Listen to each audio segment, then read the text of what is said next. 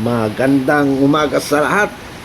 Ano pala ngayon? Ay, Huwebes pala ngayon, January 9.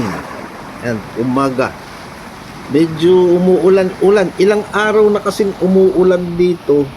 Pero ang ulan niya, mahina. Alanganing ulan, alanganin na ambon. Ayan, no, tingnan nyo dito sa siyo. Ito siyo, nilulumot na. Ayan, makulimlim ang kalangitan. Ganyan ang itsura dito sa Del Norte. Sa gabi umuulan, pero mahina lang naman eh. Kaya hindi masyado nagpuputik ngayon dito sa dagat. Ay no, may bangka doon, namimingwit. Ano kayang isda mahuhuli nila dyan? Bingwit lang eh. Ay, meron pa isa doon, oh, sa malayo. Bingwit yan, sana makachempo sila ng malalaking isda.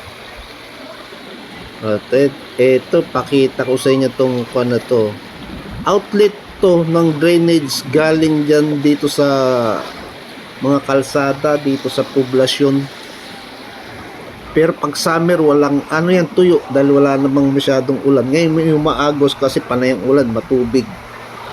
Kaya kung ganyan dito sa seawall, yung outlet ng mga drainage dito pupunta sa seawall, sabihin, hindi ganun kalinis kung nandito sa seawall. Hindi magandang liguan.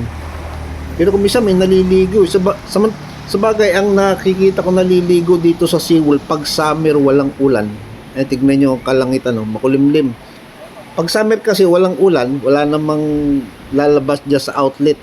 Ayun yung kwan niya, kwan sa sakaling barado, buksan mo lang yan, sundutin mo para umagos yung tubig. Ayun yung papunta doon sa may ano ba yun? Yung may mga establishment doon, hindi naman walang umuupa. Andun yung mga barbecue sa may dulo. Tapos eto naman yan. Yan yung lugar na yan, yung maulap. Yan ang Dipolog. Yan o. Tignan nyo yan. Punong-puno o maulap, madilim doon sa Dipolog. Ibig sabihin niya malakas ang ulan sa Dipolog. Ngayon, malakas ang ulan. Siguro baka kahapon, yung ulap na yun, dito na yun sa banda dito sa amin. Kahit sa katumingin, makulimlim. Buti nga mahina ang ulan ngayon, ambon lang. Kanina kasi paggising ko, lakas ng ulan. Pero tumitigil naman, di naman continuous ang ulan. Patigil-tigil. Andito na ako sa may highway. Ito yung Pudador Store. Ito yung mga una kong vlog doon sa mga short video ko itong December. Laging puno yan. Maliit lang yan. May mga nagtitinda dyan. Kung bibili ka, i-order mo, bigay mo listahan, sila mag-asikaso. Yan ang itsura ngayon dito. Kasi January na. Ito may isang truck nagdi-deliver. Mga galing Usamis, Pagadian, may kadala Iligan, Cagayan de Oro. Ito naman si Emcor. Wala na masyado namimili kay Emcor ngayon. Kasi January na, tapos na yung mga nag-shopping ng mga namili ng mga gamit. And busy dito sa highway, pasok na kasi. Kaya tignan nyo itong kulay blue na to. Nag-aabang yan ng pasahero. Kasi doon sa tapat ng palengke, doon sa loob, bawal na sila doon. Wala nang loading unloading doon. Ito naman tong lalaki. Ito, nag-iintay ito ng bus. Hindi siya sumakay doon sa kulay blue yung jeep. Ito na yung bus, yung rural. Papuntang Dipolog yan. Ayan ko lang, kung ihinto yan dito. Kasi alanganin itong lugar nito, kanto.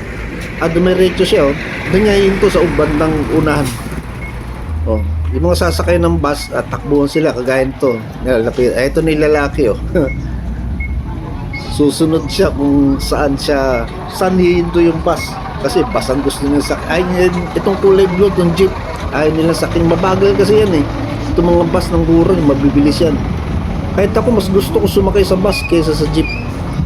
Pero kung rush hour, walang-wala, sakyan mo na rin yan kung nagmamadali ka. Ayan, ordinary lang pala yung bus na yan, di yan aircon. Pero may mga aircon naman bumabiyahe dito. Ayan, daming pasahero. Weekdays kasi. Pero pag weekends, mga Sabado, Linggo, konti lang pasahero niyan. Ayun pa rin yung blue. Mahirapan siya mapuno kasi may dumaan na bus. Ayan si Baron.